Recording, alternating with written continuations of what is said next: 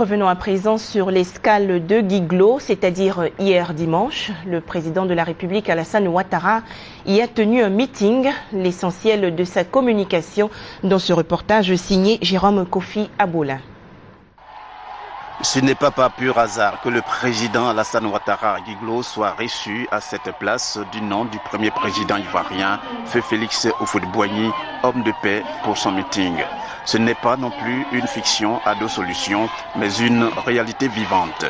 Soulignant tout cela, les cadres ou élus de Guiglo reconnaissent que le président Alassane Ouattara est non seulement un homme de paix, mais aussi un homme capable de résoudre effectivement les problèmes. Pour sa part, le chef de l'État donne le message au cours de cette visite d'État dans le district des montagnes porte sur la paix, le pardon et la réconciliation. C'est que pour parvenir à cet idéal, il faut, entre autres préoccupations, occuper sainement les jeunes. Pour les jeunes, je sais que vous avez payé un lourd tribut à l'occasion de cette crise.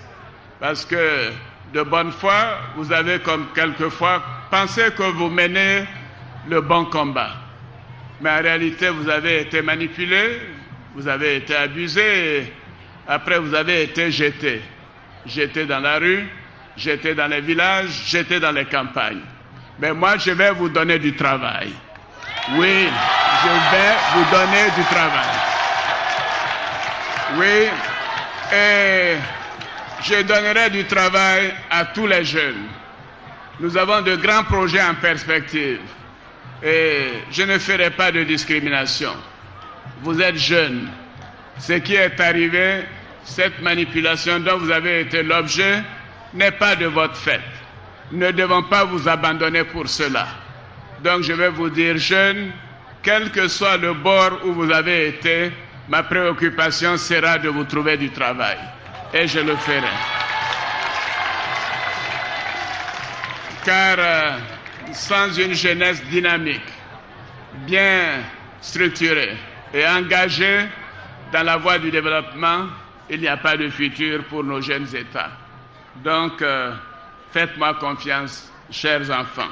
Comme à chaque étape de cette visite, le président de la République à Guiglo a fait des dons après en avoir reçu de la part de ses hôtes 92 véhicules pour le corps préfectoral et la sécurité à laquelle il tient particulièrement. Cette étape de Guiglo, on peut le dire, a été aussi une occasion pour les populations d'exulter.